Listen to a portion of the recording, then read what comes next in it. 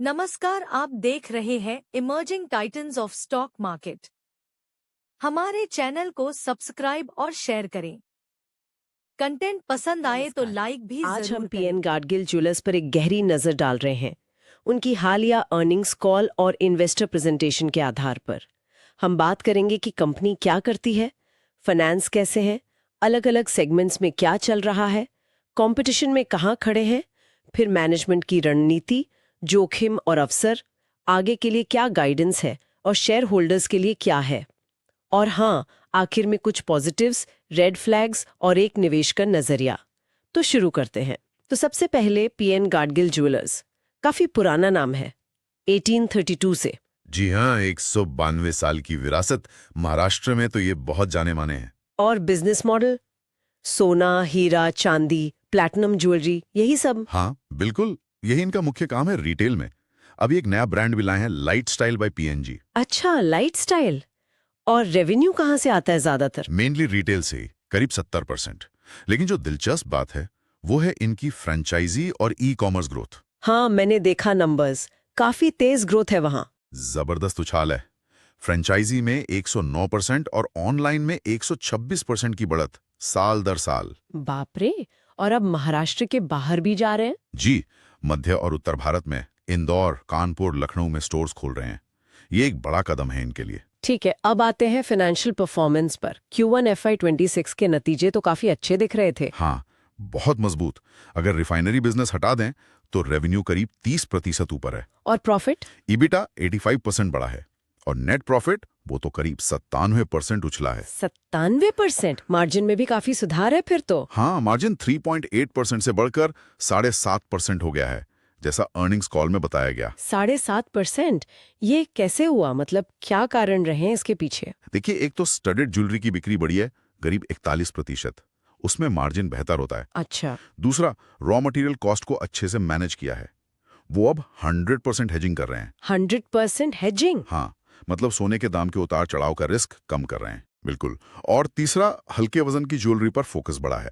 सोने के बढ़ते दामों के बावजूद ये अच्छा प्रदर्शन है।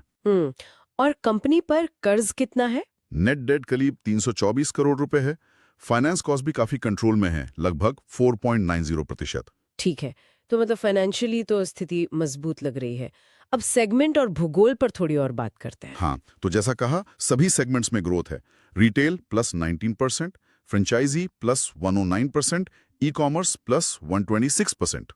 फ्रेंचाइजी बिजनेस करीब 12% हो सकता है कुल बिजनेस का। और ये जो नए शहरों में जा रहे हैं, इंदौर, कानपुर, लखनऊ, ये कितना महत्वपूर्ण है? ये बहुत महत्वपूर्ण है। महाराष्ट्र के बाहर अपनी पहचान बनाना इनके लिए एक बड़ा रणनीतिक कदम है। मैनेजमेंट काफी पॉजिटिव इसको लेकर। कंपटीशन कैसा है? महाराष्ट्र में तो ये बड़े प्लेयर हैं। हाँ, महाराष्ट्र में स्टोर्स की संख्या के हिसाब से दूसरे सबसे बड़े संगठित प्लेयर हैं। इनकी ताकत क्या है फिर? पुरानी विरासत? हाँ, 192 साल की विरासत, ग्राहकों का भरोसा, क्वालिटी पर फोकस। हॉलमार्किंग भी इन्होंने काफी पहले अपना लिया था। और अब ये लाइट स्टाइल ब्रांड। जी, लाइट स्टाइल से शायद ये यंग कस्टमर्स को टारगेट कर रहे हैं, नए ट्रेंड्स को पकड़ना चाह रहे हैं। मैनेजमेंट की रणनीति क्या है आगे के लिए? कुछ क्लियर प्लान बताया है? हाँ, रणनीति काफी साफ है। FY26 में 20-23 नए स्टोर खोलने हैं, पैन इंडिया विस्तार करना है। 20-23 नए स्टोर? जी, लाइट स्टाइल ब्रांड के जोर देना है और डिजिटल प्रेजेंस को मजबूत करना है। और जो उन्होंने IPO के टाइम वादे किया था वो पूरे करते दिख रहे हैं। पारदर्शिता कैसी है? जैसे हेजिंग या लैब ग्रोन डायमंड्स पर? हाँ, वो इस पर क्लियर हैं। हेजिंग पॉलिसी बताई है। LGD पर कहा कि अभी ग्राहक मांग नहीं रहे, इसलिए स्टॉक नहीं कर रहे। लेकिन LGD का ट्रेंड तो बढ़ रहा है दुनिया भर में। उनका कहना है कि वो ग्राहक की मांग देखेंगे, जरूरत पड़ी तो लाएंगे। QIP से फंड जुटाने का भी प्लान है। QIP क्यों? पैसे की जरूरत है? वो प्रमोटर होल्डिंग 75% तक लाने के लिए और भविष्य के विकास के लिए। हालांकि अभी तुरंत पैसे की कोई खास जरूरत नहीं बताई है। ठीक है, अब आते हैं रिस्क और चुनौतियों पर।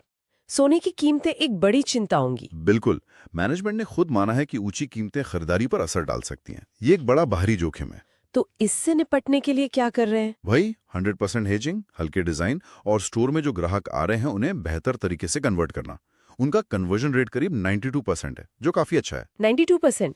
अच्छा है। और ग्रोथ के मौके कहाँ दिख रहे हैं? मौके तो कई हैं। नए शहरों में विस्तार, लाइट स्टाइल ब्रांड का चलना, स्टडेड ज्वेलरी का शेयर बढ़ाना उनका लक्ष्य 13% तक है। 13% स्टडेड।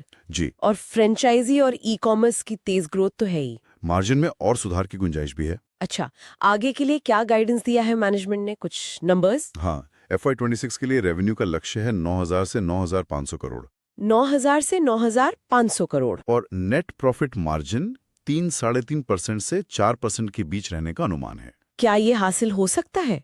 संभव तो लगता है, खासकर अगर साल का दूसरा हाफ मतलब त्योहारों और शादियों का सीजन अच्छा रहता है।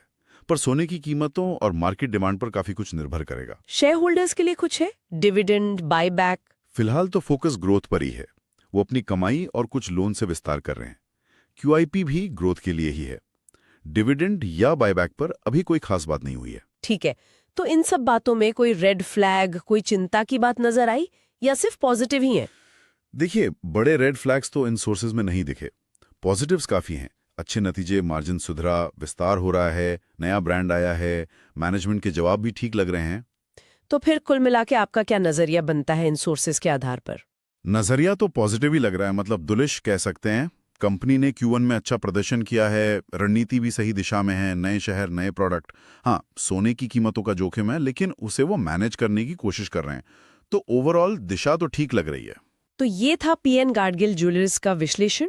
अब देखने वाली बात ये होगी कि क्या लाइफस्टाइल जैसा नया दांव इस 192 साल पुरानी कंपनी को नई पीढ़ी से जोड़ने और नए बाजारों में सफल होने में मदद करेगा। इस पर नजर रखनी होगी।